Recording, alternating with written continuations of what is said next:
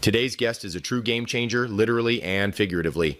You might know Rajai Davis for one of the most clutch home runs in MLB history, his iconic Game 7 blast in the 2016 World Series that brought the Cleveland Indians back from the brink.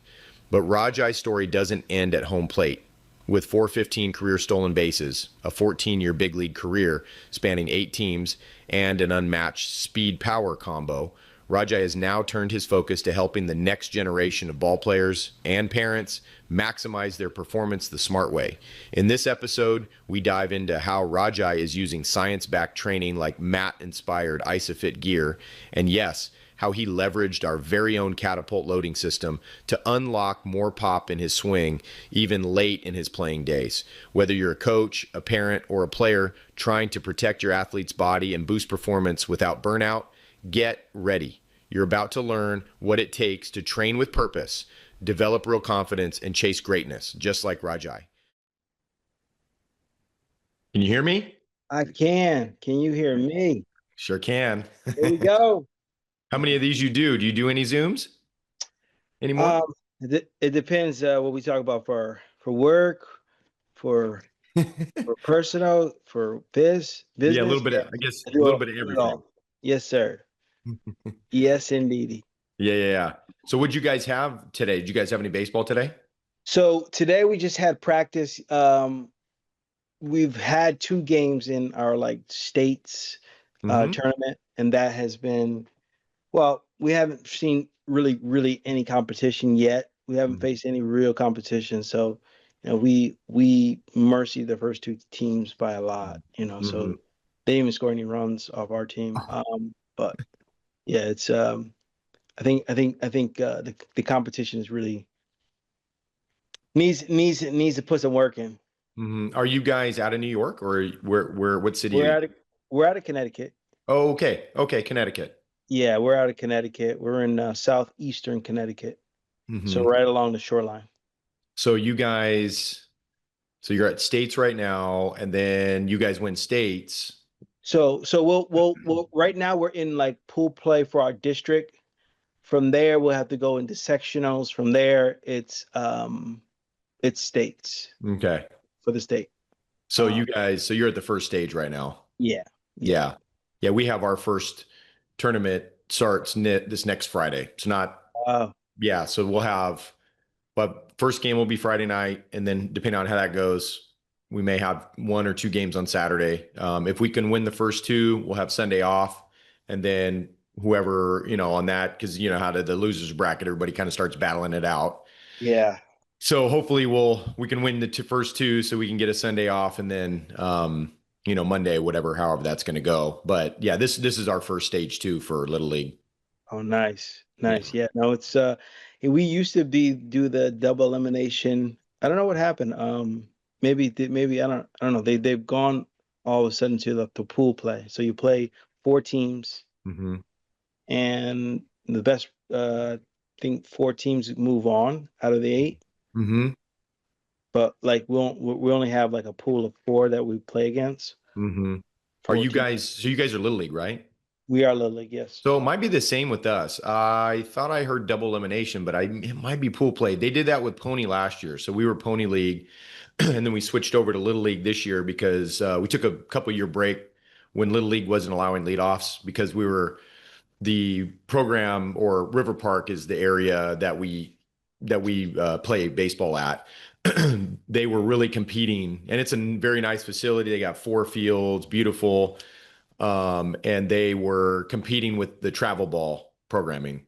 Give me 1 second. I just gotta put something. Go for it. Yeah. Yep. Just me and Jordan. Yeah. Is that your son? Yeah. Yeah. He's starting pitcher tomorrow. So is he? Did you have a chance to take a look at the effective velocity stuff yet?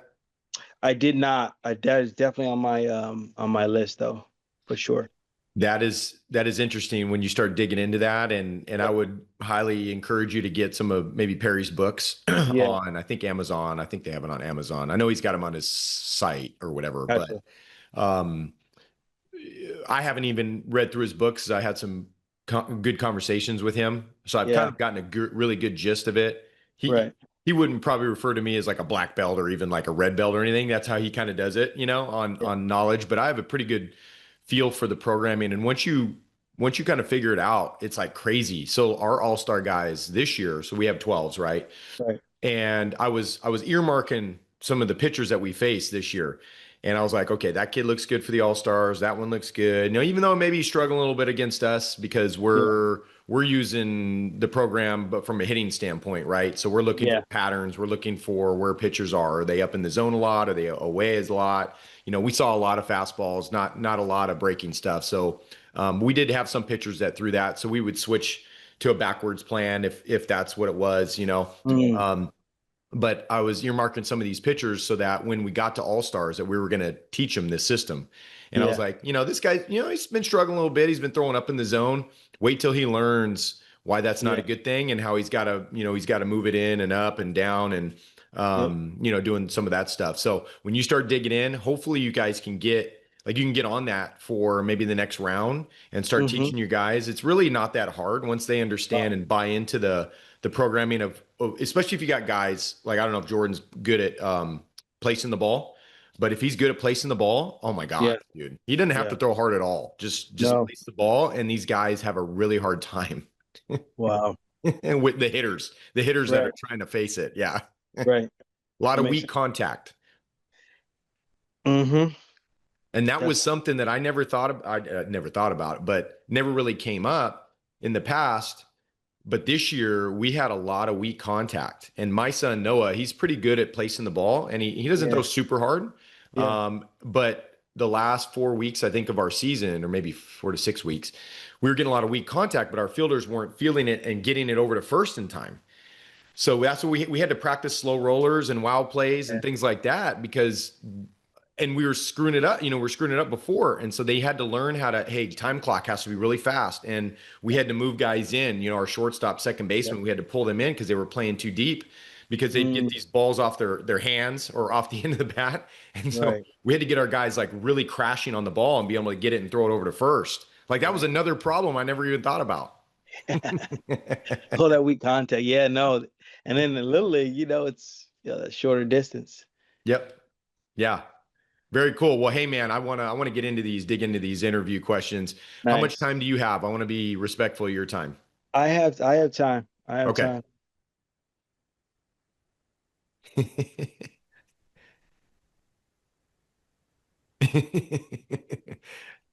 He just locked me out of Oh, the did he? Is he just loving baseball right now? He does. He He loves does. it. Yeah. All right.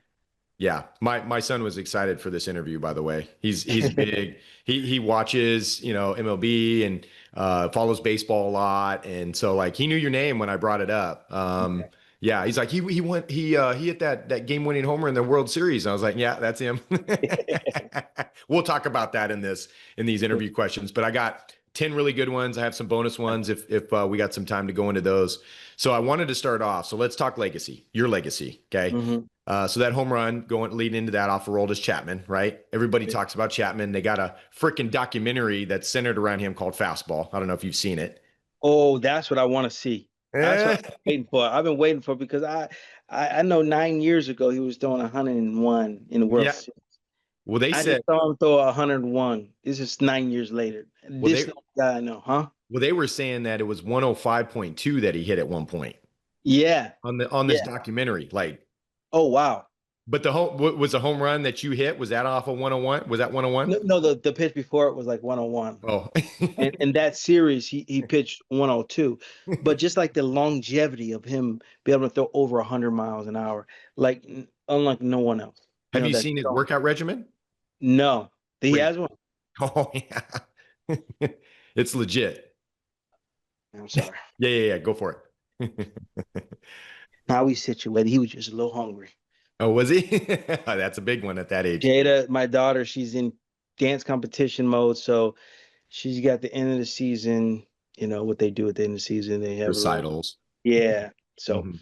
they'll do Okay. everything. So they're busy all day at that. Mom's there with her, so just us. You love it. You gotta love it, man. So back to the question. So that the home run off of Aroldis Chapman in Game 7 of the 2016 World Series. Can you take us inside that moment, and then what were you feeling in the box, and what did that swing mean to your career? Honestly, that swing started way before um, the actual event, right? So Mhm. a buddy of mine, we played ball together. We had played it actually low A and high A together. Mhm. Um, and he had sent me a text, Bobby Kingsbury. He sent me a Mhm. text. He sent me a text, and he's like, it was a long text, and we hadn't been really communicating like that. Mhm. He sent me a long text, but the gist of it was, hey, I think you're really gonna do something really big in this World Series, Mhm. something big. And I agreed with it. I was like, yeah, I agree. I'm gonna do something special.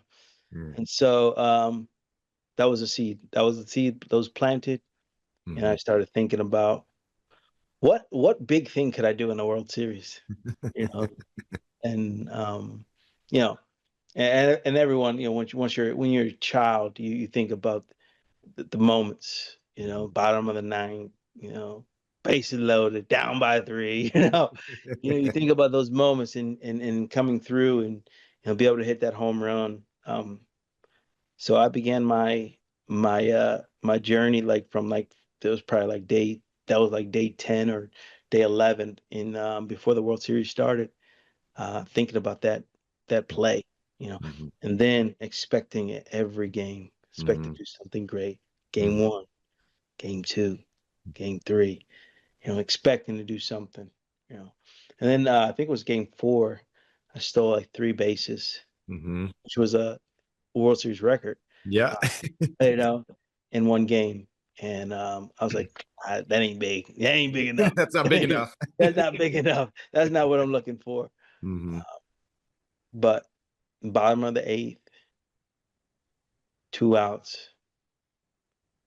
Brandon Guyer just hit a double.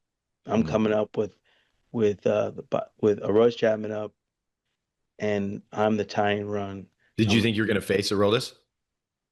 he was in there every single game. So yes, Yeah. at some point I'm going to face Yeah. him every single game.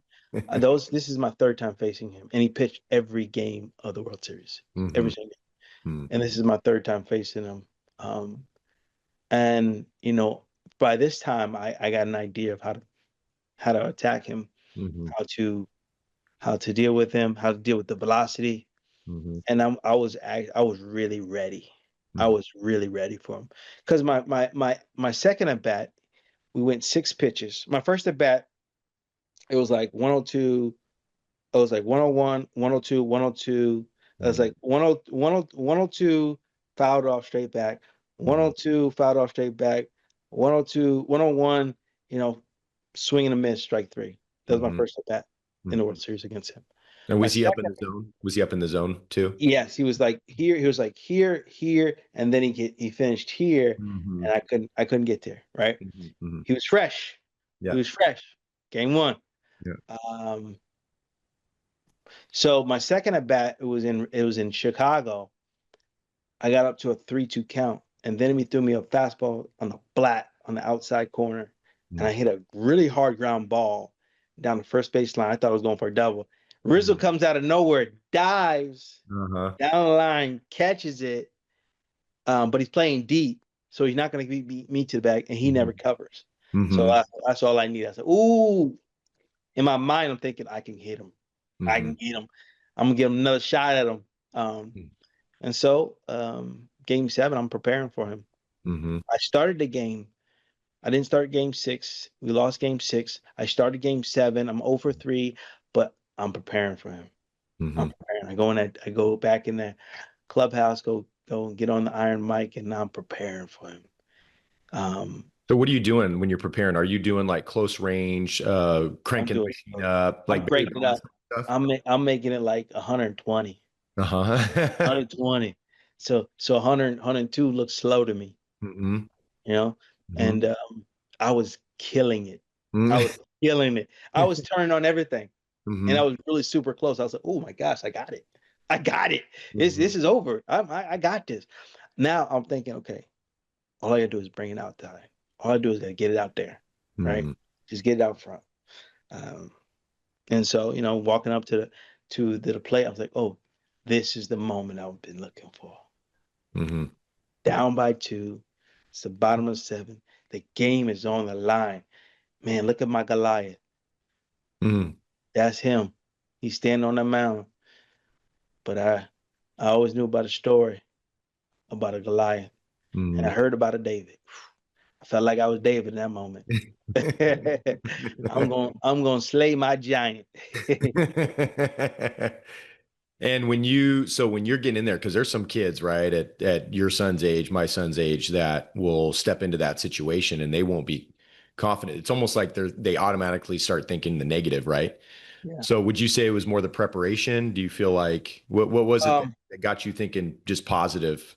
well, the situation, I was expecting the situation. Most Hmm. kids don't go in Yeah, expecting that's to be in true. the situation. Hmm. I'm expecting to do damage. I'm expecting to do. I was looking for it every single game to do it, Hmm. Hmm. right? For 7 straight games, Yeah. and now it's the bottom of the 8th, and it's the game 7. I'm still expecting to do it. Hmm. Uh, so that's the difference between what I do and what with kids. And a lot of kids, they don't even go through the mental. I've been doing this for a long time though. Hmm. Like Hmm. 16 years, I was playing professional. 16 years it took me just to get to this World Series point, right? Hmm. A Hmm. professional ball, Right. right? I was drafted in 2001. So it was a lot of practice, and I had a lot of walk-off hits, right? So that's late in the game. I was actually a better hitter late in the game. So Hmm. I wanted to be the guy who was, this is what you're gonna remember. They don't remember what you do in the beginning. They don't remember as much as Hmm. how you end, how you finish, Right. right? They Right. and so I always wanted to be the guy who finishes strong, Hmm. right? And so this is part of that. End of the game, I'm your guy. You want me in there. Hmm. Whether it's pinch running or or hitting against that Hmm. lefty, whatever. I want to be that guy. And that's a mindset, and that's a thing that I will constantly have. Doing my visualization, meditation, all these things to kind of help um, focus my mind on what I wanted to do. Hmm. I love that. Yeah. And I want to switch over to your career stolen bases. So you got 415 career stolen bases and a rep as MLB's elite speed threats. That was a big thing when you came through with the A's. I told you I'm an A's fan, so like I got to see you a lot, when we were watching. So what were some, and this is I think a lost art. I think unfortunately, maybe not amongst major leaguers, former major leaguers, when Ricky Henderson passed away. I feel like that kind of died with him. I don't feel like, and plus with the homer, the big prioritization of homers and hey, who cares if you strike out 3 times a game as long as you homer once, right? So this part at our boys' age, I think is a big deal, like the stolen base type of thing and being a smart base runner. So what were some of this?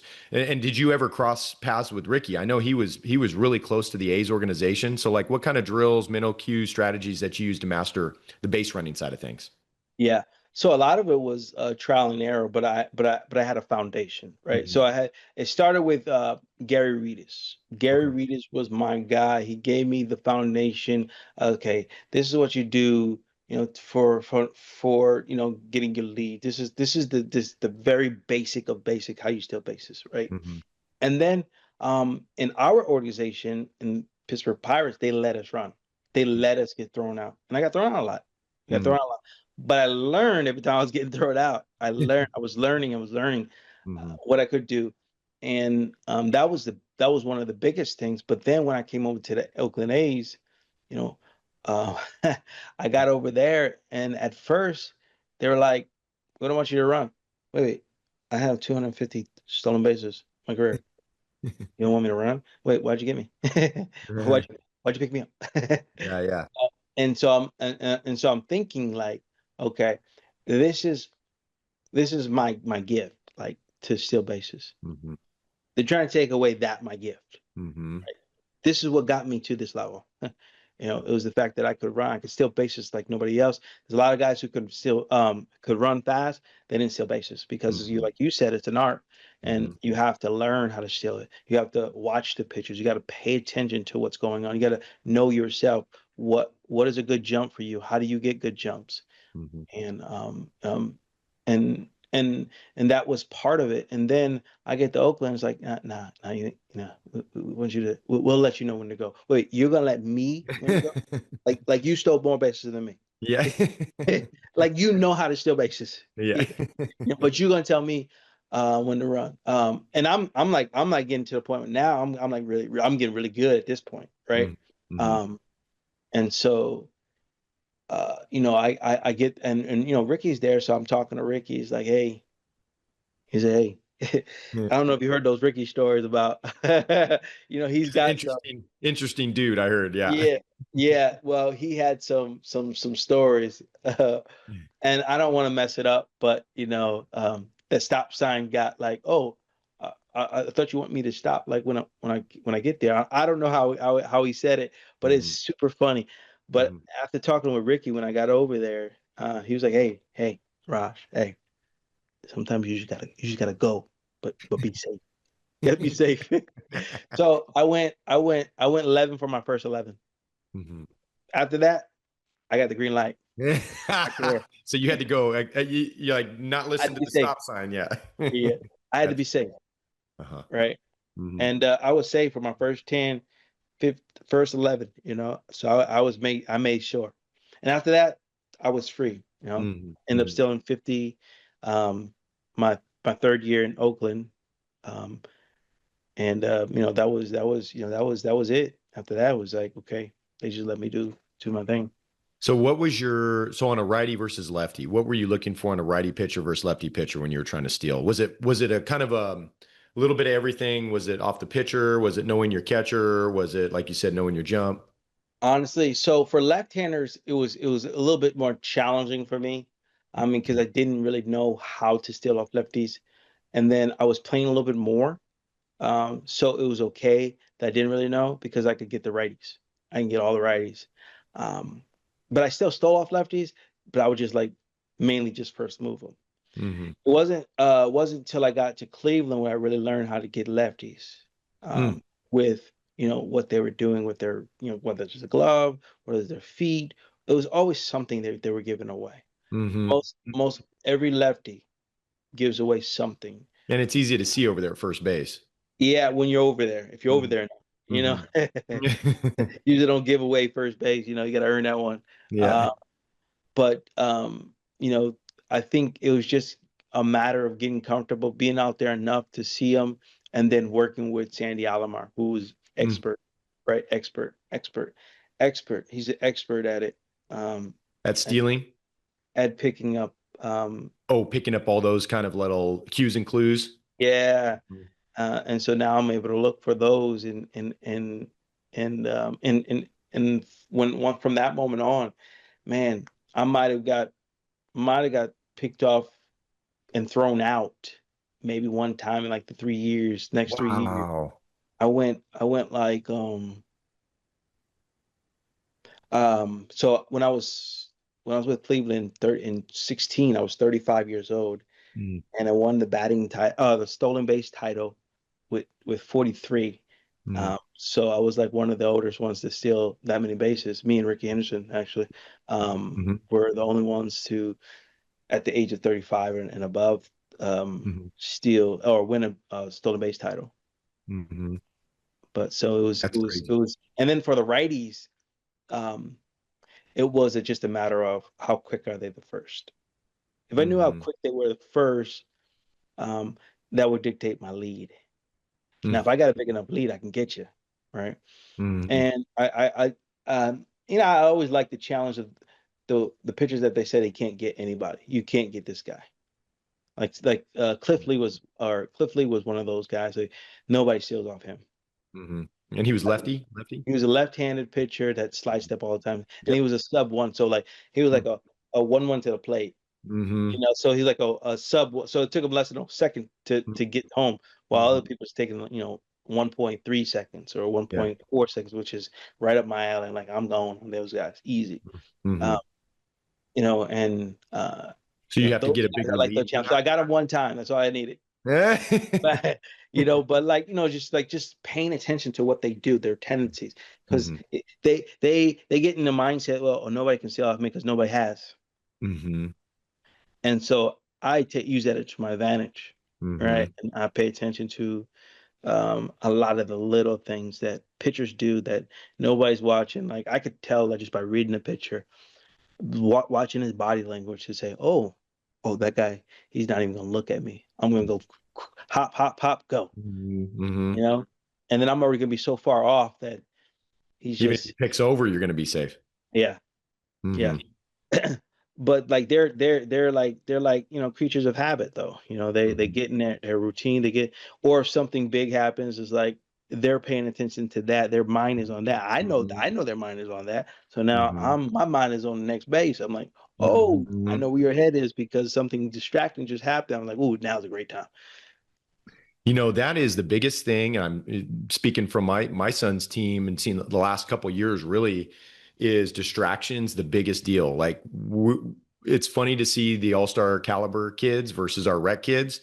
And you're going to have all the better kids from each team now who are plus IQ, baseball IQs, and you'll see them like we'll play the 0-1 strike game where I'm pitching and we're working on certain things. So it could be we're doing home run derby to not so much to hit home runs, but to make them let the ball travel, right? To teach them, hey, let it travel. This is slower pitchers. These would be like slower pitchers. And we were doing last night. Finally, we got to mix rounds because this is our first week on the field. We were working together and we got to mix rounds, so fastball, curveball, but they were only hunting one of those pitches in a certain location. So Mm, if they swung at the wrong pitch, they're out. If they swung at the right pitch but in the wrong location, they're out. So that's kind of mm, what we're doing. And so they start to get it. It starts to click, and now they're starting to hammer the ball. And so what I was noticing is that when you got multiple runners on, you got a ball hitting to a gap or even to an outfielder, they start looking for that next opportunity, the distraction. It's like first and thirds are always kind of the most famous, right? Where you got one runner deking going halfway at first. And then yeah, once they kind of get distracted over there in that runner at third, you break them for home, type of thing. yeah, So I love that. I love that advice. Like looking for the distraction when they're distracted, then you take the yeah, next base. I mean, there's yeah. nothing easier than that. Mm-hmm. Yeah. That Very was cool. Very cool. I love the base running aspect of this. Oh, one last thing I wanted to ask before we move to the next question. So Jordan's doing, so they're little league rules, so they're not leading off, right? no, They're no, no. 60-foot bases. So are you, what kind of strategies are you guys using? I mean, I know you can't lead off, but are you guys doing any kind of delayed steal, any kind of weird stuff like that? We will do that. That's just something that I personally did naturally, right? Mm. And because I knew like that age, if I get in a pickle, you're not getting me in a pickle, Yeah, and right. there's no chance. They're not that good, all Yeah. right? Yeah. They're not running me down, and then I was so because I we played pickle all the time, Hmm. so I got really good at in getting in and out of pickle, even at the major league level, right? Just Hmm. just just paying attention to player, and I keep my as long as I keep my space from Hmm. the guy who has the ball, that Hmm. was the biggest separator, Yeah. right? Yeah. But these guys, it's more about taking advantage of the guy, when the ball is hit to the outfield or something like that, and go first to third, right? Hmm. Or if he's got to go this many steps, and catch the ball, you can be aggressive, right? Hmm. Because it's really hard to catch and throw until you play a team that can actually catch the ball and throw the ball accurately. You Hmm. know, we kind of want to be aggressive. Hmm. Get them throwing. We want to get them throwing the ball around because Hmm. at that age, a lot of bad things happen. Yeah. Guys, The little league home run, they call it. yes, Very cool. Yeah, so we're getting into that, and we're doing some stuff, and there's so much to cover in baseball, and that's why I love baseball. I think it's God's sport. I think yeah, because it's so deep, and I guess you could talk about football like that or basketball, but I don't know, man. I think there's so many little nooks and crannies in baseball that you can't cover everything, right? I mean, you can yeah, do first and thirds, and then you got bunties, and you got pitchers around the infield. I mean, you have so many different positions that have different nooks and crannies in those third base versus first base and short and second, who's covering, that kind of thing. And so we started talking to the boys a little bit about the stealing side. We worked on rundowns, mm, and a lot of the kids, they like to pump fake and no, you can't do it. Right. And so we teach them, hey, you gotta show them. And it's just, you're throwing a dart. That's all it is. And we got in, so we worked on it, and then we did our little game at the end. We always maybe about an hour or so for the game. And I actually was in one of the rundowns. I wasn't the runner, I was one of the fielders, and our shortstop was decent. He's running at the run, and we had him. We had him. But then he's like doing this to me. And I'm like, runner's getting on me. And I'm like, that's why we don't do it, because I don't know if you're going to throw it or not. And I don't know where that throw's going. And so it was a perfect example of why we don't do that.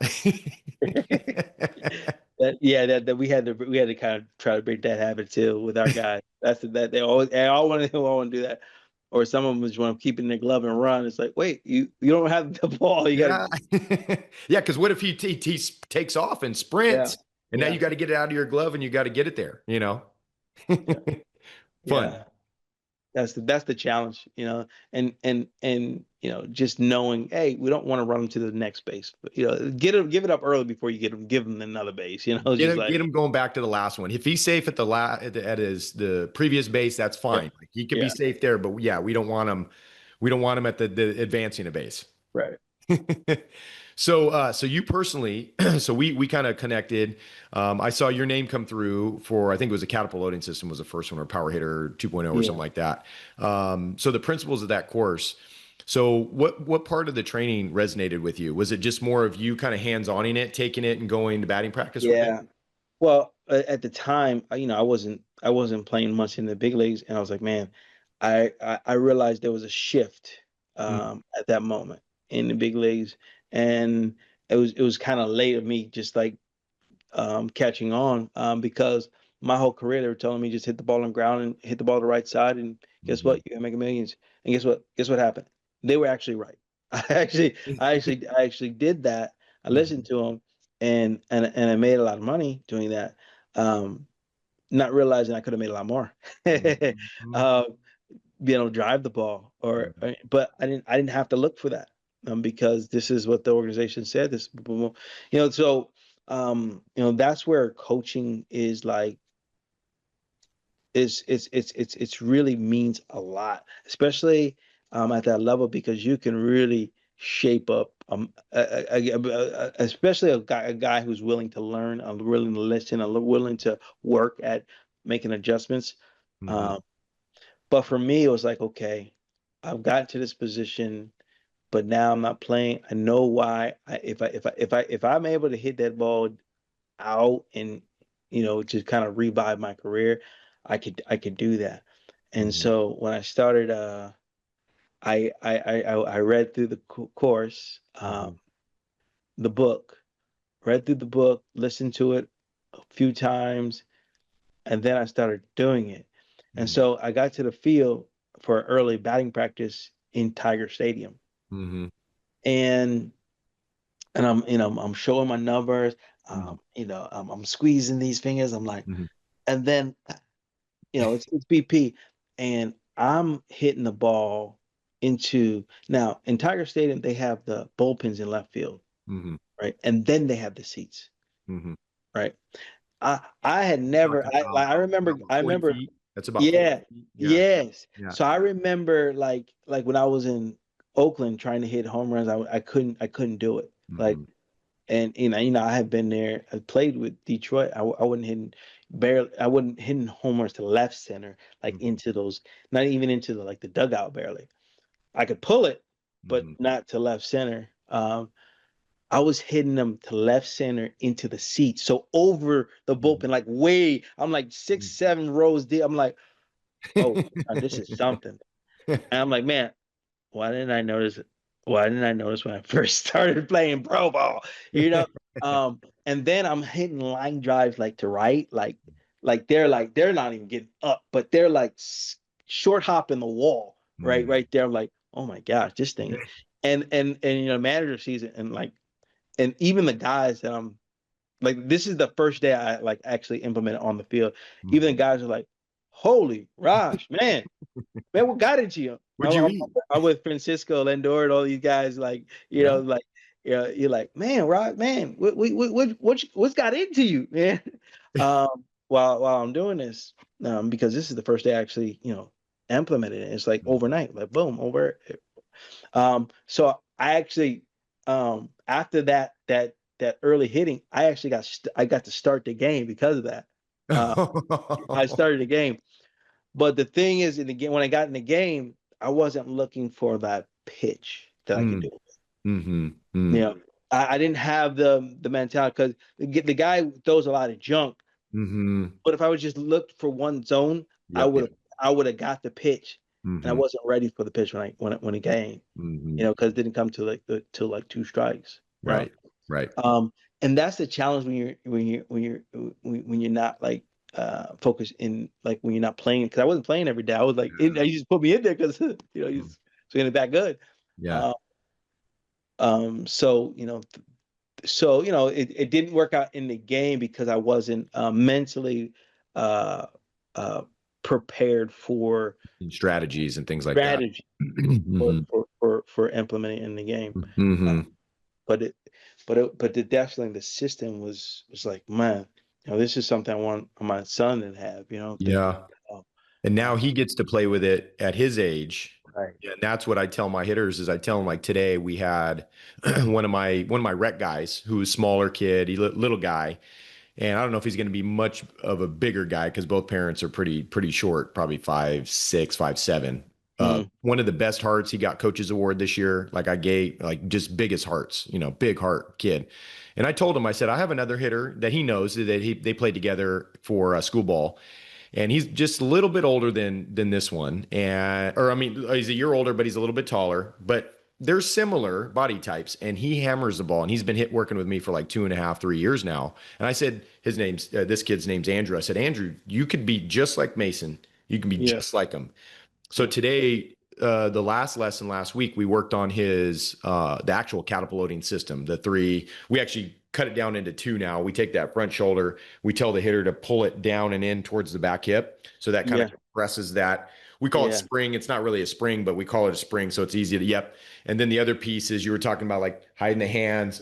We went over finger pressure, but it's more of hiding the hands from the pitcher and then really getting that rear scap Yeah. load, right? So we Yeah. did that last time, but this time he was getting in there and he's getting stuck. He was in it a little too early, and then he didn't have any momentum going into his turn. So we call it a bounce. So we want them to go 1,000 swing, 1,000 swing. So it's like we bounce into the turn. So there's a Gotcha. timing of it, right? There's a timing of it. Yeah. And if you're a baseball or softball parent or coach looking for a proven edge in your hitter's development, Rajai Davis just handed you the blueprint in this episode. From his MLB career to coaching his own 10-year-old son, Rajai talks about the importance of staying short to the ball, staying connected, and training movements that actually transfer to the game. He even gives props to the Catapult Loading System, saying the principles improved his power and helped him feel the barrel more consistently. That's huge. And guess what? Those same principles are baked right into our Swing Shift program. Swing Shift isn't about gimmicks. It's about daily 3 to 5 minute episodes delivered straight to your inbox, backed by biomechanics, motor learning, and results-driven coaching. We're talking real-world drills and mental game tips designed for busy sports parents who want smarter, faster results. If Rajai Davis believes in these principles, imagine what they can do for your young athlete. Check out Swing Shift now at hittingperformancelab.com/swing shift and start building a more powerful, connected, confident hitter, one episode at a time. Watching guys like, at the time, Miguel Cabrera, Trout, and I was noticing that they were just kind of here, flowing right Yeah. into it, flowing Yeah. right into it. It wasn't, Hunter Pence used to be in it, but he would get stuck in it. He would kind of sit here like this and do his thing. He would do his thing, and then he would swing. Yeah. And like for him, I know he was a bigger guy. He was like, what, 6'3" or something like that. But if he would have even bounced in, it might have given him maybe another 5 homers a year or something like that. And so for him, for this little guy, Andrew, he starts hammering the ball. And I tell him Mm, it's like a light switch because we're using the body. It's like this stuff didn't come from me. This is smarter people than me that kind of yeah. figured this out with the spinal engine mechanics and stuff. And I said, all we did was we just applied it to the baseball swing. But Right. you can apply it to hammer throwing in the Olympics. You can apply it to the javelin throw. You can any kind of explosive rotate. The serve in tennis, Yep. quarterback throwing, pitching. I mean, it's the same mechanics, but in pitching it may look like it's more of a upward tilt. you know? Yeah. So like instead of us, we're gonna go tilt down and then Yeah. we're gonna flip it, where the pitcher's gonna he's gonna go up and then he's gonna flip it as he makes room for the arm as it comes through, you know? And what's interesting is if you going back to Roldis Chapman, so we were watching that fastball documentary, my son and I, and so we were watching the footage of him throwing, and he comes up with the leg kick, and he actually angles down as his leg comes up, and then as his leg he starts to open up, he then angles up and goes into his like showing the numbers, Yeah. the pitcher showing the numbers, Yeah. and then he comes. So it's actually a down, up, Yeah. and go. And I was like, Noah, did you just see that? Like it wasn't just the up and then Yeah. this. He actually went down, up, and then again. I was like, whoa. And I've seen some of the guys today that are throwing like that, that not a lot of them, but they'll start angled down and then they go up and then they get ready for the arm coming through. Kind of interesting. But it's like a freaking light switch. Yeah. Oh my goodness. What that fastball with a Roy Chapman, what was that on? Was that on, is it a Netflix? So we have an app called FOS, FOS, Future of Streaming, and it's kind of like it's not illegal because they sell it out at we have a big giant home and garden show out at the fairgrounds, you know. So they had a booth and so it's like kind of word of mouth. So we got it on there, but try and see if Netflix, try and see, uh, maybe Amazon. Do you have like Fire Stick or just smart TV or whatever? Yeah. See if it's in one of those ones, but it's called Fastball. You might be able to watch it on YouTube. It might be just on YouTube. Yeah. But it's good. Yeah, it's pretty good. But anyway, yeah, like a light switch. So yeah, that was pretty cool, and that was where we connected, and I thought that was great. So you played for 8 different MLB clubs. So which team culture? So I love team culture, by the way, because we do team bonding stuff and all that. So what team culture helped you grow most on and off the field, and what lessons did you carry with you from each transition? Well, I tell you what, I learned how to lose, um, you know, in the first couple years. Uh, I was like, okay, because all the teams I played on coming up through the minor leagues, we Mhm. all won. Like all my teams won. Like Mm. in that now I'm not in that, everyday role. I'm not playing as much when I got to the big leagues, and I saw the difference right away. I was like, oh, well, hmm.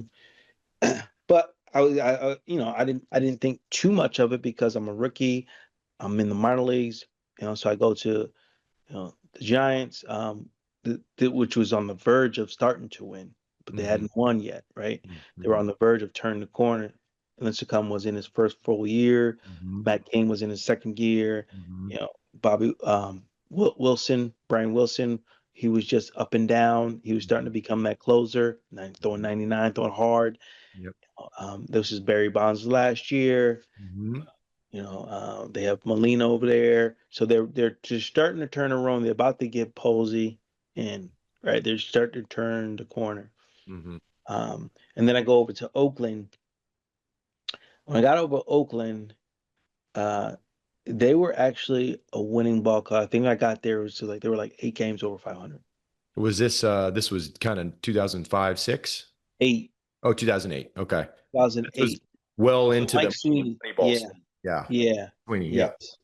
Mike Sweeney was over there, and he was like the team leader over there, and he was really good. He was And good he was for a me. captain. He was a captain, right? Was he? Yeah, he was good for that team. Great for the team. Uh, Mm-hmm. we needed him. He was like, man, he was really good for the team, especially for me for growth. Uh, he was the one guy I was like,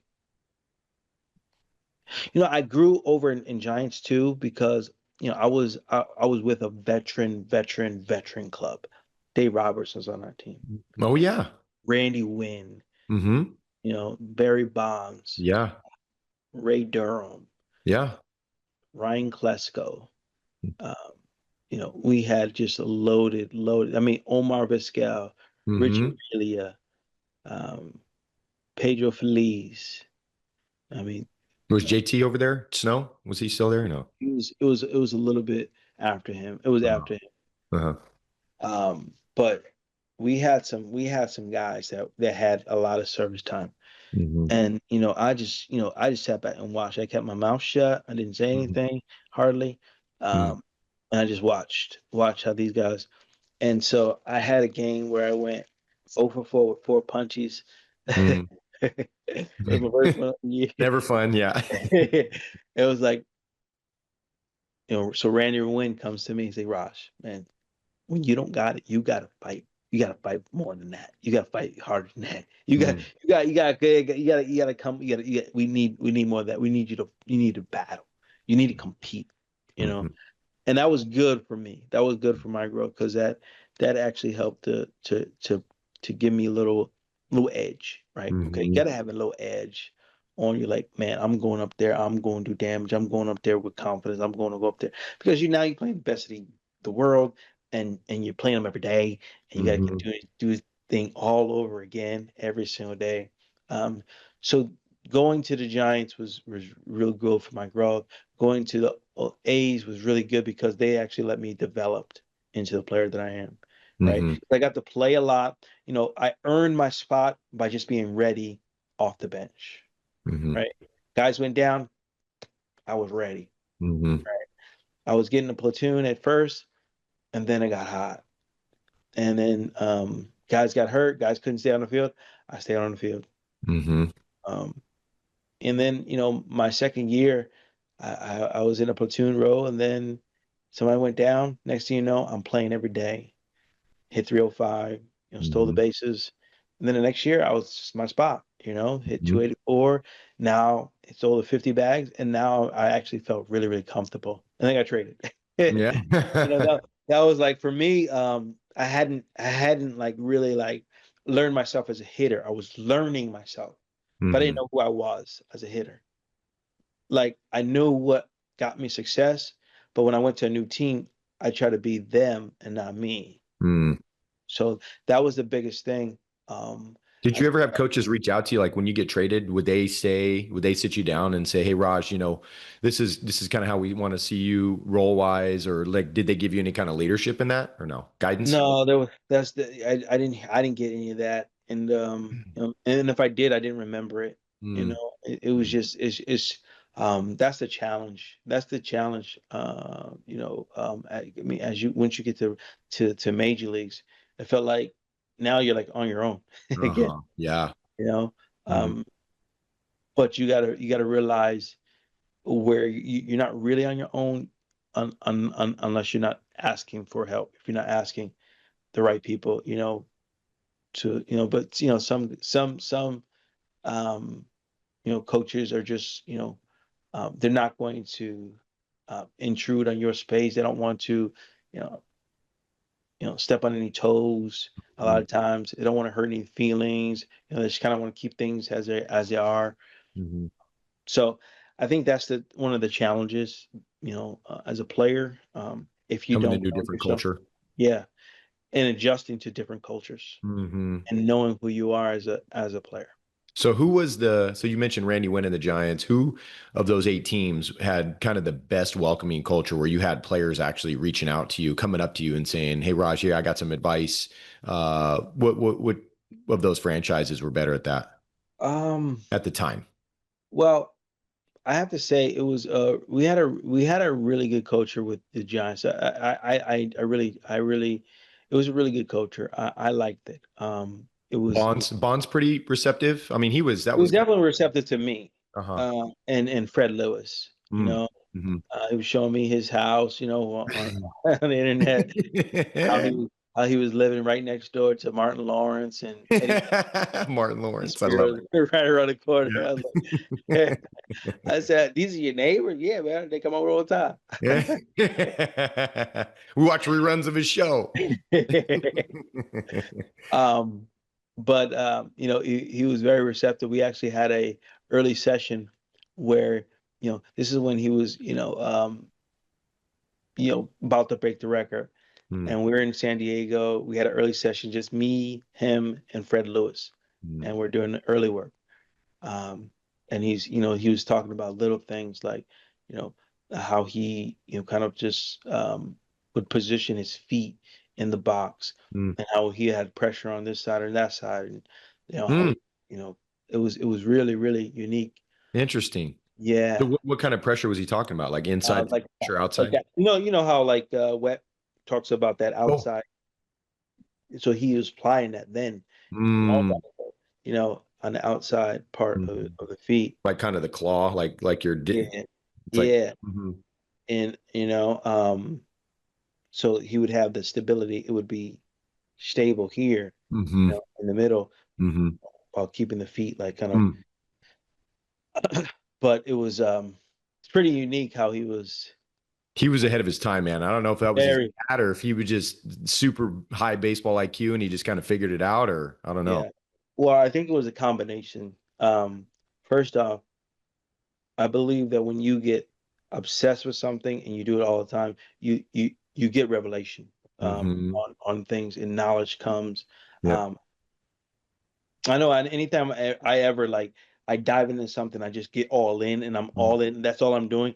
hmm I gain more, so much more, instead of, hmm as opposed to when I just try to spread myself thin, right? hmm Trying to do this, doing that, do that, as opposed to just focusing on, whether it's just hitting or doing the mental skills, or um, you know, I just realized it just flows easier.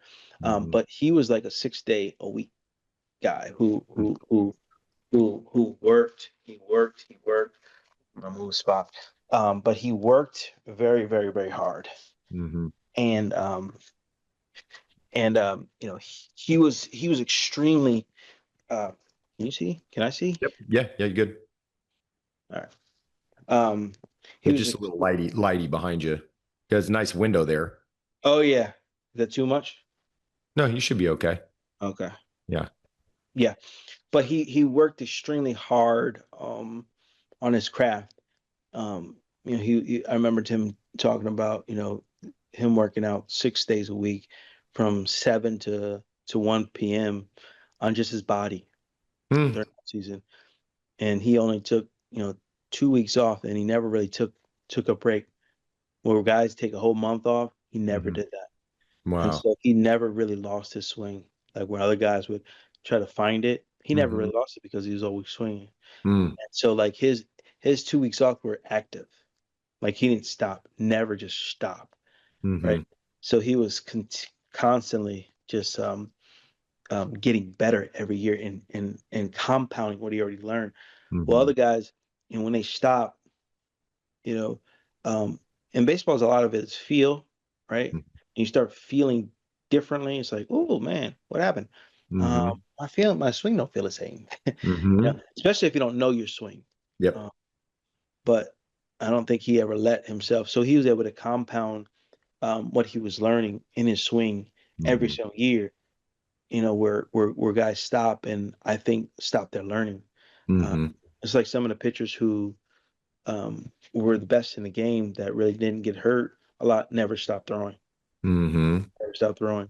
Yep. Uh, so when they lift, they're always throwing, and so they don't get hurt because they're always throwing.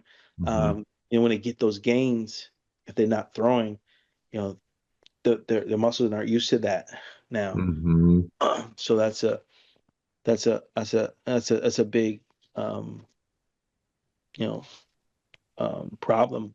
That where some guys get hurt when they come back to spring training and wondering why. Well, maybe that is.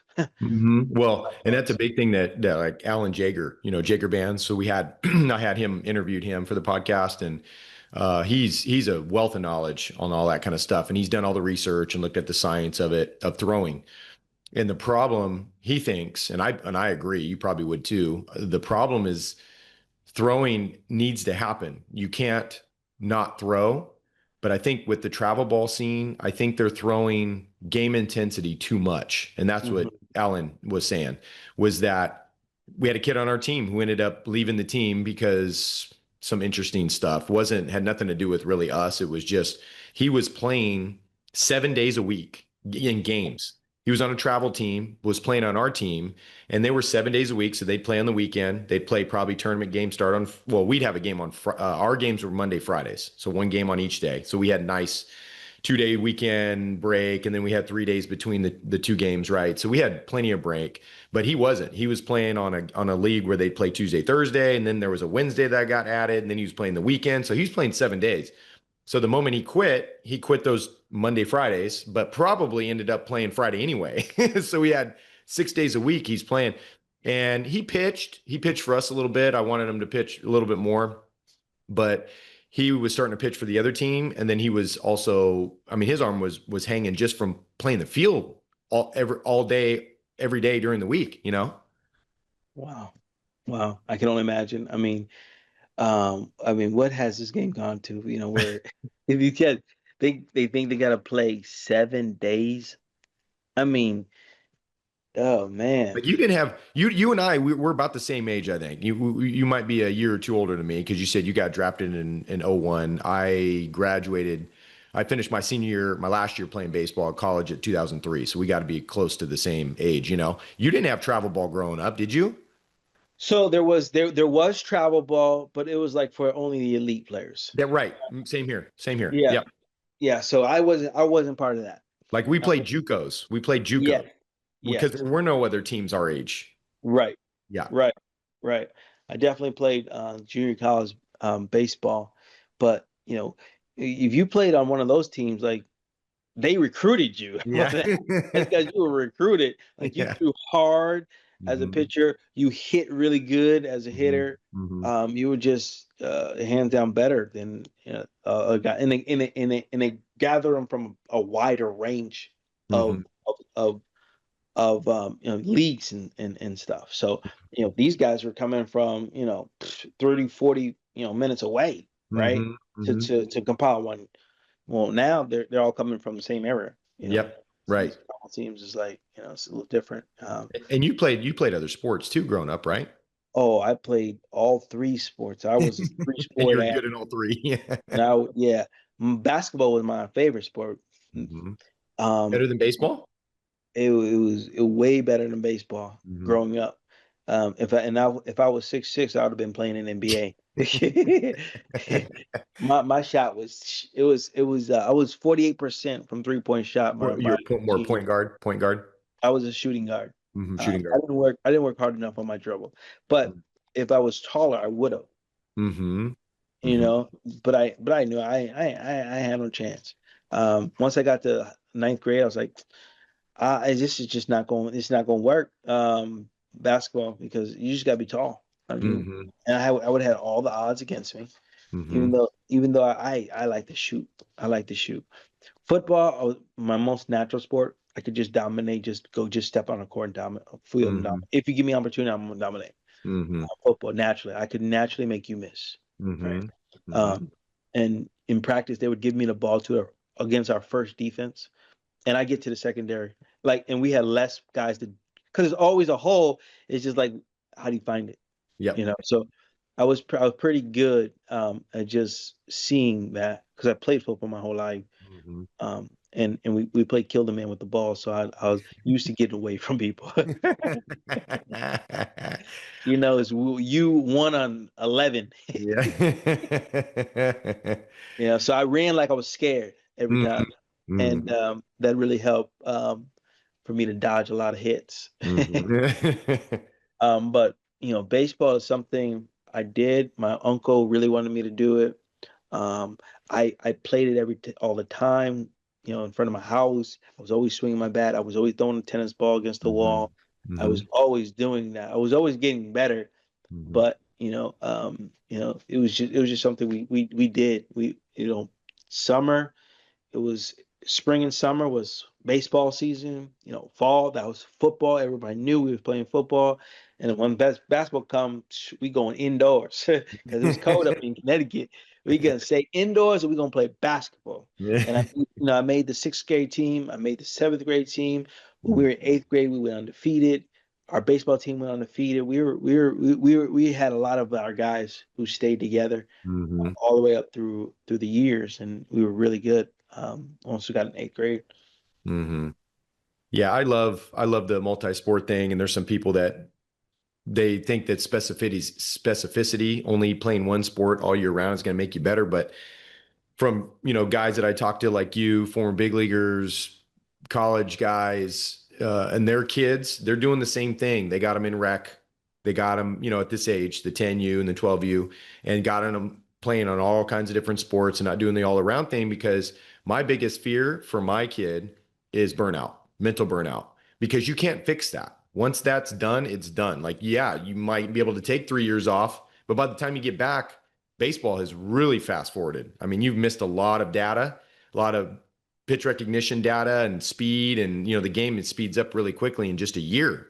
Could you Yeah. imagine missing three just because of mental burnout? So, like for me, it's the mental burnout. Yeah, I've read some books about that. I can't remember the name of it, but one of them was talking about um, the elite athletes and how much work the elite athletes get in comparison to ones who get burned out, right? Mhm, And they were saying basically from like 6 to like 12 mhm, or 13, 14, 6 to like 14 years old, the ones that get burned out, they're working like maybe twice as much as the other guys. And then once they get to high school level, it's about even. This is talk about elite athletes that mhm, end up mhm. being elite. They're Comparison. about even, and as far as how much work they're putting in off the field, or Mhm, in hours. mhm, Uh, and then once they get like from 18 to 21, that's when the elite athletes and the professionals, that's where they leave, the rest behind as far mhm, as how many hours they're putting in to training deliberately mhm. on their skills. Hmm. And I think part of that too, which I remember seeing that study too, that they're not talking about in that is injury to those Mm, those ones that are just playing baseball all year round since they were the age of mm, 5, and that mental burnout, because part of that, those two players have to drop out. So that means their workout time goes to zero, right? mm, And so then your elite athletes, who I feel are more prepared body wise because they've been playing multiple sports, they're more prepared mentally because they played multiple sports. They've had that change, right? Where it's a change of venue, change of environment, change of atmosphere. And so they, once you finally settle into one sport and you take that on, now all those hours of football and basketball and baseball all now goes into baseball. Right. mm, And that's where the obsession, I think the biggest change, biggest difference between big leaguers, pro players, and everybody else is obsession. Like it's mm, obsession about like what you're talking about yourself, Bonds, and I've heard stories, Greg Maddux, is just the obsession with the sport, which causes, like you said, revelation. You really get so obsessed with something, and then when you put it down for even if it's a 5 minutes, 10 minutes, it's like, oh shoot, let me try this. yeah, It's usually a good thing, not a bad thing. yeah, You yeah. know. And then when you're doing something like you start figuring things like especially when you're your own. I noticed like I used to swing my bat all the time Hmm. in front of my house. Hmm. You know, I might not have had the best swing, but I had the most confidence. Hmm. And I hit 384 with just having a lot of confidence, not with the best swing, but Hmm. had a lot of confidence. I hear one thing that the coach would say, lock out on him, and I knew exactly what he meant, Hmm. and I started locking out on him, and I started driving the ball. Right? Hmm. It Hmm. was like not like nothing mechanical. It's just lock out on him. Okay, lock out. Okay, I know what that means, but I know what it tells my body. And I hit like 4 home runs in the rookie ball, and like I wasn't used to hitting the ball out, right? Hmm. But I was driving the ball. I had like 25 extra base hits. And it was like this was like the turnaround year for me Hmm. in my rookie ball season. And second year of my career, and I end up going from there from rookie ball hitting 384, player of the year in that level, and Hmm. then making my journey up. Um, it was pretty good because I was literally I would wake up, um, and my whole focus would be on baseball. Hmm. And a lot of it, you know, I'd take the stress out. I'd read my Bible. That would really help to bring some perspective for me. Hmm. And then but I would finish my day with what we call the Smitty Swole program. This is I would do these push-ups, I would do these sit-ups, because I couldn't work out with everybody else. I would catch too many cramps. Like I was playing in Florida, I was just Hmm. having these cramps. I didn't have the money to do the research on what my body actually needed, Hmm. but like I was constantly swinging in the room. Hmm. that was like a big deal for me because anytime I did that, I would dominate, like I would dominate the next day. Mm-hmm. Or if I did it consistently, I would just dominate the league, whatever it was.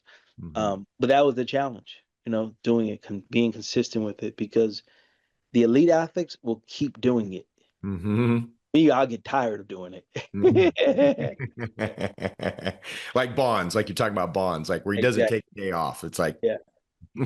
Yeah. Yeah. so yeah, a lot of good stuff. And you still doing okay on time? Because like we're Yeah. doing I'm good fine. stuff, and I'm like halfway through my this, Yeah. so not saying that we're going to go for another hour, but Yeah. I just want to make sure we're good. So you're a huge believer in this section alone. Probably we could talk for another hour, and I don't want to do that because we had some of this conversation already. But you're a huge believer in optimizing the body, Mhm. especially now with your work with ISOFIT, right? We're talking about that.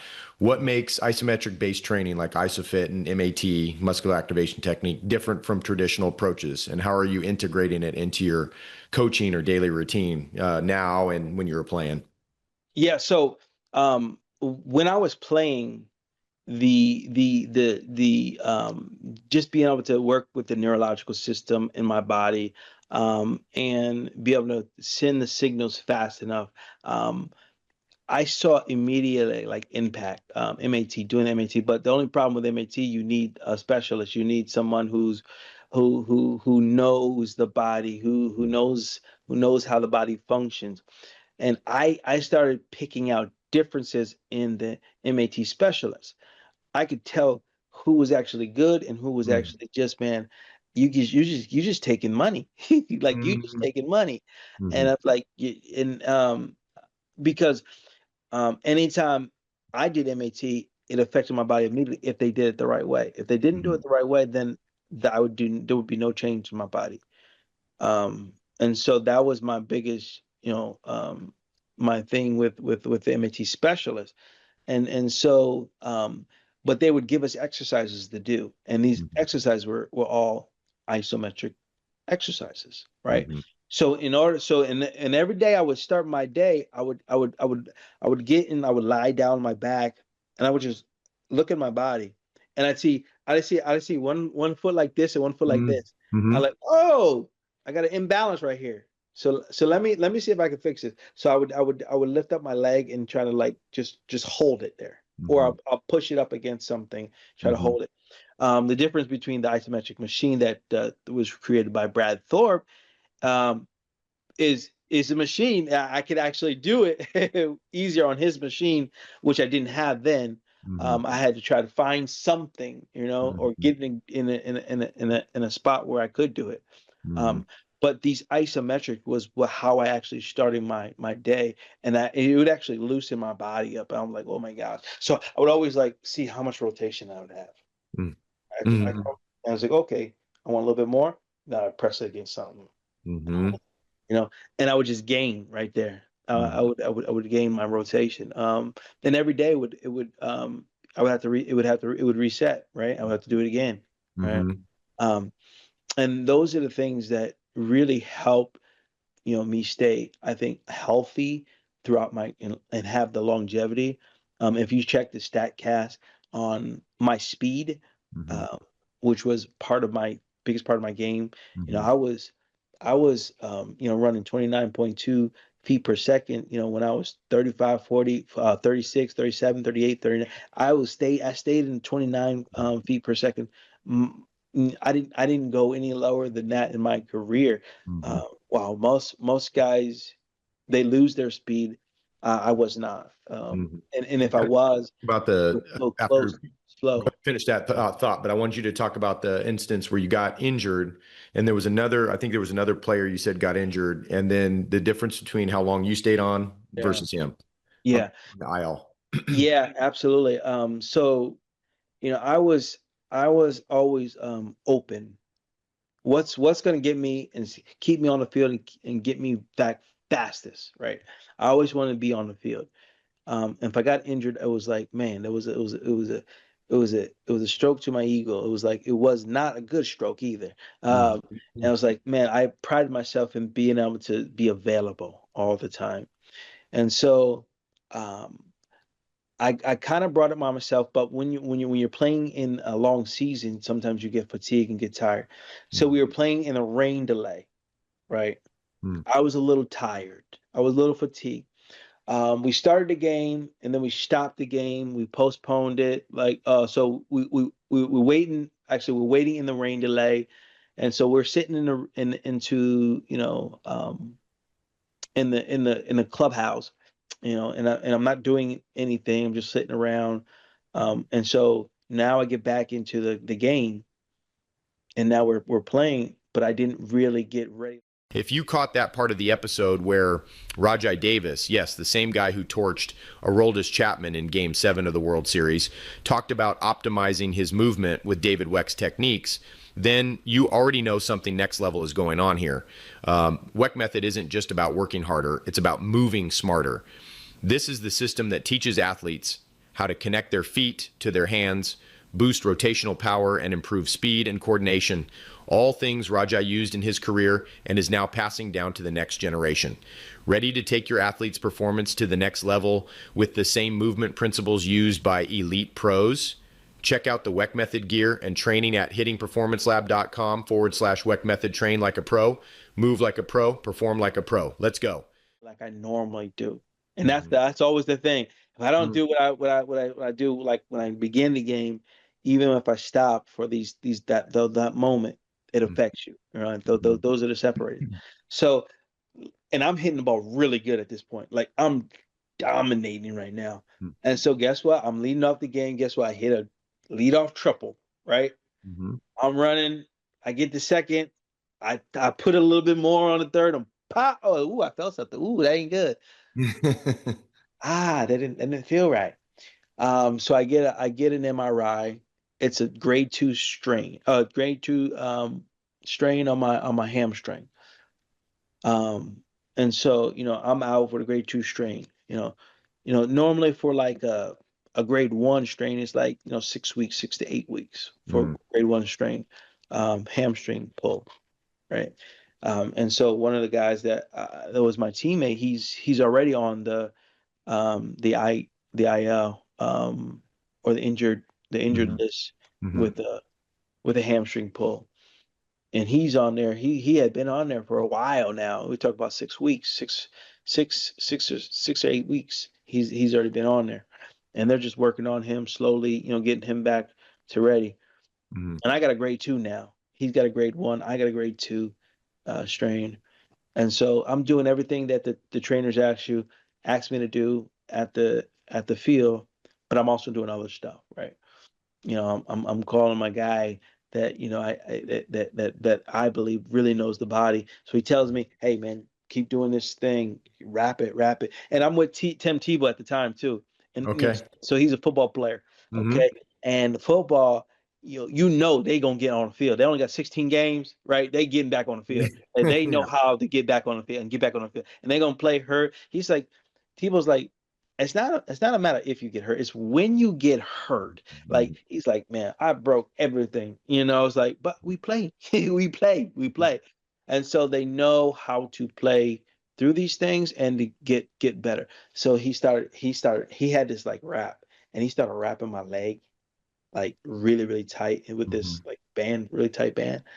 And I tell you what, it hurt like mother, uh, like mother's beating. It hurt. It really, really hurt. But through the process of doing it, I got better so much more faster doing it a different, non-traditional baseball way.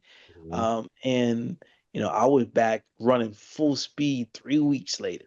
3 weeks later, I'm running full speed. Mm-hmm. And it was just doing things that were really non-traditional, and not like what they weren't popular. Um, Mm-hmm. but I wasn't trying to be the popular guy. I'm trying to be back on the field. Mm-hmm. What is that? And so, I think a lot of it is, and that year was really tough for me because I didn't have all the resources that I had. I actually had to start from zero again. And as far as my knowledge, like I went 11 straight years of not being sent down. in Hmm. from big leagues. So when you're in the big leagues, it's like night and day from minor leagues to big leagues as far as how many resources you have available, how many people that can, work out soft tissue. Like you're getting regular workout, Hmm. they're working on your soft tissue, which helps to move around that information and blood, and you got the right foods that you can eat. Hmm. You can take the magnesium. You can take all these anti-inflammatories that's going to help your body. But you don't have that in minor leagues. Well, at least Hmm. at our time, we didn't have it. We didn't have that. Um, so now I got to learn how to take care of myself all over again. And I'm learning from scratch. And so I'm dealing with issues in my body that I wouldn't normally have to deal with at the big leagues because they would just work it out. Hmm. They would just keep working it out, and we'd have Right. somebody for that. Hmm. Or afford to pay somebody to work it out for me. Hmm. Hmm. And that was the difference. Um, I don't even know if I answered the question, but No, you did. Yeah. No, and a lot of this is inspiration too for people to seek these things out, especially in the younger, the 12 U's, our kids' ages, right? Where they're looking at, oh shoot, 7 days a week. Both Raj and Joey are saying that that's not a good thing to like playing games 7 days a week, you know? And so just to get them raising awareness, and you mentioned some names in the MAT world that and ISOFIT, which I'll have links to, they can go and look and they can start digging themselves into that kind of information. And shoot, I mean, I was just thinking as you were talking about it, you can just go to ChatGPT or Gemini or any of the AIs and say, hey, act like an expert in MAT, muscular activation technique specialist, and give me a program to help little league elbow or little league shoulder, and it'll give you good, and just say, hey, all I have access to is blah blah blah, whatever equipment, and you can kind of do it there. Isovit kind of does, from what I've seen, it has a lot of, it's a little bit more pricey than somebody's just looking for like a massage ball or something. But it might be someone's going to go, hey, I got it. I'm getting that. That's definitely something that we need to do. So I appreciate your advice on that, and others out there, I'm sure too. So your faith and family shows up consistently across your social media. So how did these values ground you throughout the challenges of your career? Now you already kind of mentioned it, but especially during slumps, injuries, or moves between teams. So how did your faith and family help you with that? so my career was started when I was 11 years old, 10 years old. My mom gave me one scripture. She said, "You can do all things through Christ who strengthens you." So that was the one scripture that got me to the big leagues. It got me to professional. It got me to the big leagues. It got me to sustain a big league. So anytime I got into a rough patch, I can do all things through Christ, Mm-hmm. And so that wasn't something I just said. That's something that I lived, right? That was a daily thing for me. It was a daily prayer. It was a daily reading of the Bible. It was a daily refreshing, renewing my mind every single day. I would have a new, fresh attitude going into the field, whether I was starting or not. Mm-hmm. And I learned that I didn't have it at first, but I had to learn that through suffering, through going Mm-hmm. through sitting on the bench and not being the guy and being quiet and doing your work and not thinking about, oh, this one's playing and you're not. Forget about all of that. Focused on what can you bring to the table when you're ready. Just be ready when your opportunities, And if you're thinking all the time about this one is doing this and that one is doing that, you lose track of what you're doing. What are Mm-hmm. you supposed to be doing to get yourself better? So that, guess what? When time comes and the opportunity will come, are you ready though for it? Right? Mm-hmm. Do Mm-hmm. you have the right mindset? Do you have the right attitude? Are you ready for that? So faith and has always been a part of just my makeup. I realized that I was one of the smallest guy. I realized that I didn't have the coaching Mm-hmm. that was needed to. I didn't have the professional coaching at a young age. I didn't have someone to walk me through this. I had to trust that God was helping me. I had Mm-hmm. to trust that He was He had a plan for me. That He was ordering my steps. And this is all I'm walking through, not knowing the end result, but just trusting as I walk through it. But I Mm-hmm. was willing to work. Mm-hmm. That's the separate. I was willing to work hard, and I was doing these things religiously, like every single day on my own. I'm Mhm. I'm not talking about playing games. I'm talking about practicing on my own, Right. swinging my bat, hitting the tires, hitting the swings, hitting the rope. I'm doing all that on my own Mhm. because of what I had inside of me. Like Mhm. I was dreaming, but I was working at the same time. So Mhm. I was activating what I was dreaming by working, right? Right. And I was doing it all the time, and it got so much it got to become just a part of who I am. And it was tough to separate it. So, now every now and then I'll pick up a bat and I'm swinging with no bat in my head. I'm telling people, watch out for your head, watch your head. I'm about to hit you. I love that. And for me, you became a follower of Christ a lot sooner than I did. It took me a little bit of time. I had friends at the time in the 90s that were telling you they were going to church and they were on fire for Christ. And they were saying to me, well, if you don't come to Christ, what happens tomorrow if you step off the curb and you get hit by a bus? Where are you going? And it was like this straight arm style of discipleship, right? And for me, I was like, what are you trying to tell? This is what being a follower of Christ is all about, And so that this was just kind of my own. I'm a researcher. I'm like doubting Thomas. I got to put my fingers in the wounds of Christ before I believe. And so I had to do my own digging, and that's just how God made me. So Yeah. it wasn't until I took a couple classes in college, and one was exploring religions. I knew I wanted to be Christian, but I wanted to see what the other one said too. So I came to Christ after that, and then I took another philosophy class that was all kind of exploring the four gospels, and it was pretty cool because it had all four gospels all lined up on one page, all lined up in the actual sequential order, and you can see Mhm. the difference between Mark, Matthew, Luke, and John. You can see the difference in the writing. It was really, really cool. So it fascinated me, but it took me until my last year, last year of college or junior year of college, I think, until I finally came to Christ. And I wish I would have had it sooner because, like you're talking about, having that peace. And I'm not saying for those listening out there that you got to become a follower of Christ. That was just what Raj and I did. But I felt like that would have been so much. It would have taken a lot of the pressure off. Not saying that, not saying that you don't have pressure because there's pressure. You mentioned in the World Series and that kind of stuff. But when you can trust in Christ to deliver you through the fire, a whole different experience. And if you don't, you know, Yeah. you have it's the faith. It's something that you can't touch, it's there and you don't know until you know. Mhm. So I love that. And I hope some out there, especially the younger ones, the kids that are listening to this, the younger players can kind of let me kind of explore that a little bit and look into it, which leads me to the next question, is you were drafted in the 38th round after borrowing gas money to attend a tryout. So what kept you going when the odds were stacked against you? Was there a moment when you nearly walked away? I had a couple moments. Not sure that was one of them because I was so uh, I didn't realize that was my moment.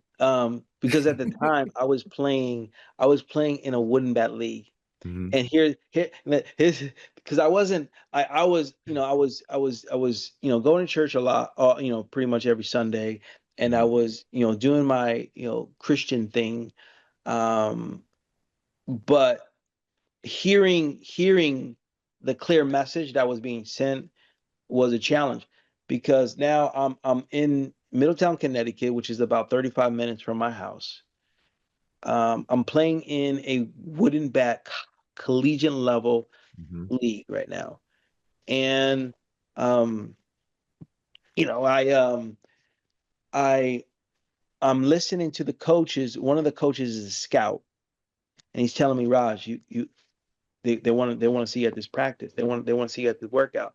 Hmm. So I'm like, okay, well, I don't got a car. I don't have a car. How am I gonna get there? Okay. All right. So finally, the workout's the next day. I decide I'm gonna go. It's like 9 o'clock, 8 o'clock at night. It's dark already. Hmm. I'm still in Middletown. I still got to get back to my house. So I catch a ride back to my house. My roommate happened to have a car. He drives me 35 minutes out of his way, drives me home. I don't give him any gas money. I owe him still to this day. Uh, he drives all the way back, just being a nice guy. I get to my house. I tell my mom, "Hey, mom, I need to go to this tryout. It's in Pittsburgh. It's 8 hours away. Because that's map class we had. We couldn't Uh-huh. we didn't have the garment. You had to Yeah. you ever had a navigator. You had to print these things out. So I Yeah. printed out my instructions. I said, my mom gives me her gas card. Then like, oh man, now I need a car. So I'm looking for my dad's keys, and he took his keys. He's on vacation. I don't know where he is. He's in Chicago somewhere. He's like visiting family. I'm like, oh man. But good thing I had made a copy of his keys the week before. When you could make copies of keys. I don't Yeah. think you could do that anymore, but you could then. Hmm. And I made a copy of his keys a week before, and I went back to go look. I was like, oh, there it is. Boom. So I take the key, put it in the car, and it's a standard. Like these kids probably Mm. don't even know about standard. They're manual. Yeah. Um, Yeah. They got right. Teslas So now. exactly, exactly. Um, so I make my trip. I get my caffeine. I got my $60 out of the bank. That's all I have, and I make my way to Pittsburgh. The only problem is that the directions were very confusing. When I got to New Jersey, things didn't look the same, right? Mm-hmm. And they're doing construction, so I end up passing the same Dunkin' Donuts like 3 or 4 times. On the New Jersey Turnpike. I kept, and like, man, where is this? Where is this turnpike? Where am I supposed to go? Um, Finally, I get to a spot where, okay, now I know I'm on the right track. So I pull over, take an hour nap. I wake up, everything's foggy. I'm like, where am I? Where am I? This is like scary.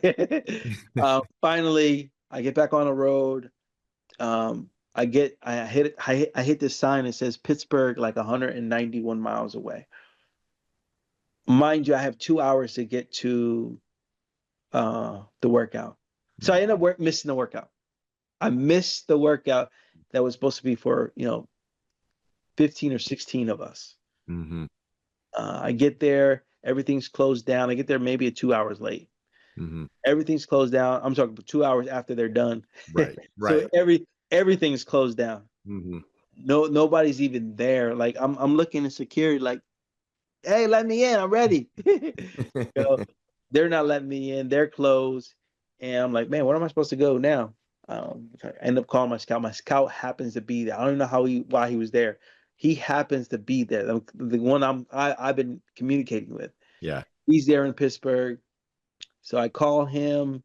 He says, "Hey, can you get a hotel?" I'm thinking, man, get a hotel. I got $60. The hotel, you can't stay one night for $60. I can get the cheapest place. I can't stay a night Right. there. Uh, so I was willing to stay in my car. I was going to sleep in my car. But he says he ends up, eventually letting me stay with him in Oh, his. cool. He has a double bed, Uh-huh. right? So I end up staying with him. I'm working on my switch hitting there. Uh-huh. I'm working on hitting left-handed there. I didn't hit left-handed all year, by the way. Mm. Mm. I just want to do it now. All of a sudden. Uh, but they end up liking it and drafted me in the 38th round, Mhm. gave me top 10 money, and Mhm. it was an opportunity. It was an opportunity. No coincidences. That's what I say. There's no coincidences.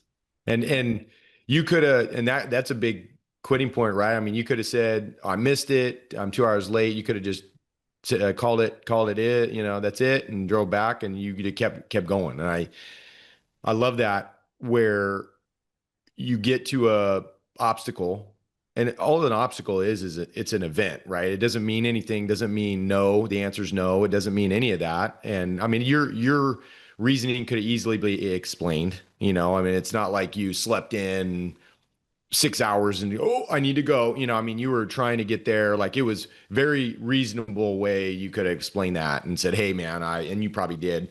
But I love that. And that is the obsessive nature, I think, of the elite athlete, is to just keep pushing until you either get the outcome that you're looking for, or the door's closed. Like, there's just no other option. I got one more question for you, and I think you'll love this one. So now that you're mentoring and coaching, What are three core principles you teach your son's team that you wish that you'd learned earlier in your own baseball journey? Well, number one, they got to have fun. They have to have fun at this level, and that's huge. And the number two is, man, if you're gonna go out there, you might as well put the work in to dominate. You might as well put the work Because in to why are dominate. you out there?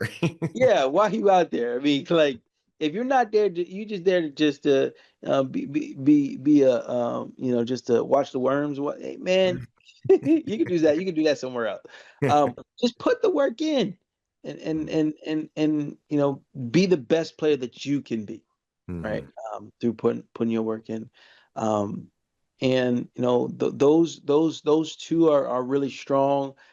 And the other one would be just having a good attitude.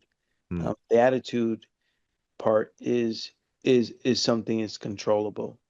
mhm, Um, all of these things I think, are in the control of the player. Um, Having fun out there. If you're not having fun, well, how can you have fun? mhm, Uh, and sometimes some coaches make it very tough, right? mhm, Um, but you got to look at the good in things. Yeah, what good can you find in it? Working at your craft, working at a skill, working to become the best as you can be. That's in your control. That's the decision you make. Um, mhm, and um, so your attitude, that's something that you can control. You can control your attitude, how you respond to people, how you act with them. That's part of what you control. And if you at least recognize and be aware of it, is one thing, right? So mhm, these things are, I think, things are more controllable on the player, and players mhm, can decide whether um, they want to do this or not, right? mhm, And you know, if you're gonna do it, you might as well go all in. I've mhm, always been an all in kind of guy, and instead of mhm, half. If I'm gonna do something, I'm going all in. mhm. Yeah, and with the day and age of all playing either one sport all the way through the year or even playing multiple sports at the same time. So my son, he started playing soccer the year the World Cup, the latest World Cup. And he just got on fire for soccer. And that was his first year. He was working out on it a lot. We didn't start doing hitting training. I told him until he was 10, we were going to start that. I just wanted him, like you said, point number one you made, core principle, have fun. I just wanted him to just enjoy the game. But as you know, with baseball, it's tough, especially the hitting side. It's not easy. I tell our hitters, it's not easy, but we can make it easier, right? And so at 10, he decided he wanted to hit. But around that time, 9, 10, he started getting on fire for soccer. And I love soccer. That was my second sport, soccer. And I did a little mixed martial arts for like 3 years in the middle of all that. And he got on fire. And then it almost like made me go, uh-oh, he needs to have at least one good year of baseball. If he's going to give it up, he needs to have at least one good year. Because then we could say, okay, if you want to play soccer, I didn't mind that because I enjoy that game if you wanted to do that. But we had one good year. So 10 years old, start training, and that next year, so he's December birthday. So that next spring, he has a pretty good year. Has a decent year, and so I think it was good enough to where it would rival the soccer in a way where he could take two things and compare them. Apples to apples. So fast forward to this last year. So we had him on a kind of an all year round soccer, but we told coach when it's baseball season, it's baseball season. Like we're not, if there's a practice and he's feeling okay, then we'll send him. If there's a game and he wants to play, then we'll send him. But this was the first year that he actually, we saw him kind of recluse a little bit from soccer during the Mm. baseball season. And so I told my wife was more of a soccer player. That was her main sport. And I told her, I said, we have to keep him one way because he starts getting those mixed signals, start getting confused where you're saying, I'm all in, but all in with that one sport. Cause it's like the two sports are two different things. And it's hard to be all in on one or the other because you only have 24 hours in a day to be able to do. And you're sleeping for some of that. Right. So I thought that was kind of interesting to have the two sports being played at the same time and seeing how different that is. And if you're like me when we were playing, it was when basketball season was basketball season, was football season was football season, was baseball season. Now you might have been swinging the bat on your own, You might have been Yeah. doing that on your own, but you weren't out playing games or you weren't doing any of that. It was just more fun. It was like, hey, I feel like doing it, you know? Yeah. So anyway, I love that. I love that advice, man. And I appreciate your time. I would love at some point to do a round two. I know you meant we didn't really get to dig into the performance stuff like the body optimizing. I know we could probably do a whole talk on just that and some of the things that you've done. But I think you given my audience enough things, gold nuggets to take and, you know, either go research themselves or some good actionable things that they can actually take into their next practice. So I appreciate your time, man. Did you have anywhere that if people wanted to look you up, that they could go, you know, Twitter and all those? I mean, I do have a website, raise your speed, Okay, good. .com. Shoot, we didn't even get to talk about that. I'd love to talk about that in this. Yeah, yeah, that was originally what I was planning to do, just to raise the speed of players, and then I realized that Is it Razor like like RAZOR? like raise the roof. Oh, raiseyourspeed.com. Yeah, Okay, yeah, got it. Got it. yeah, yeah, and that was yeah. I realized that baseball was more important to people. So I kind of shifted a little bit. Well, I would love to, yeah, in the next, you know, if we want to do, if I didn't scare you away, you know, uh, I'd love to do a part two where we talk about speed, where we talk about, I would love to dig more into base running stuff. Like that's so fascinating to me. I love that part of the game, and I feel like it's neglected quite a bit, you know, Yeah. and talking about body optimization. So maybe we can do that in another talk. But yeah, at least I'll put that link into the show notes and so people can go check that out if they want. Any other parting thoughts that you think that we missed? No, not really. I just think that just for me, and talking with your baseball community, baseball is just part of who I am, what I do. But I think what goes overlooked in baseball is the mental mechanics, is the mental part of the game that I think gets overlooked a lot, because I think that is what really controls a lot of what we do. We have to tell ourselves what we want to do, tell ourselves how we want to do it, and that comes from just having the mental mechanics Mhm. to do so, and a mind to do so. Yeah, I think that is, we've talked on the phone about how important that would be just for our son's age, that 10U, 12U time, because I think there's a lot of emotional things that the boys especially are going through, the girls for sure, but the boys are really going through, and to be able to help them through those times and to give them a little bit, I guess, slack if we're talking body optimization, put a little slack in the system so that by the time they get into high school, it's almost second nature. And now, you know, I always talk about the wick, creating a longer wick from a frustration or disappointment or whatever. Like you got to be able to, especially to make it to the level you have to have a long wick. It's not saying that you're not going to get frustrated or disappointed or whatever, but to be able to push through and get to the next level, you got to be able to put up with adversity and things like that. Yeah, I mean, because you're going to deal with it, but if you learn to say, hey, this is for my growth, this is for to help me, this is for me to get better, Mhm. it's a different kind of, I mean, you got to go through some kind of challenges. It strengthens that mental capacity. Mm-hmm. I love it, man. Hey, I appreciate your time, Raj. I hope can I call you Raj or is Rajay Yeah, is like Joseph? Like I don't want people to call Ra- me Joseph. You know, Joey is just fine. You know, my mom calls me Joseph. Is Raj okay? Raj that's my baseball name. What all Okay. the guys call me in baseball. But see, Rajay, I like the the two. Yeah, I tell my players it's, if you got more than two syllables in your name, we have to shorten it or give you a nickname because we're That's just right. lazy that way, you know. That's right. That's right. That's baseball. All right, brother. Well, have a good rest of your weekend, and we'll keep in touch. I'll get this stuff. I'm going to try and work on, see if I can get this up this next week. So I got this weekend to work on it because just with the work throughout the day, and then we got our all-star practices, it's really hard to like find extra time. So I'm going to try and see if I can put this all together this weekend.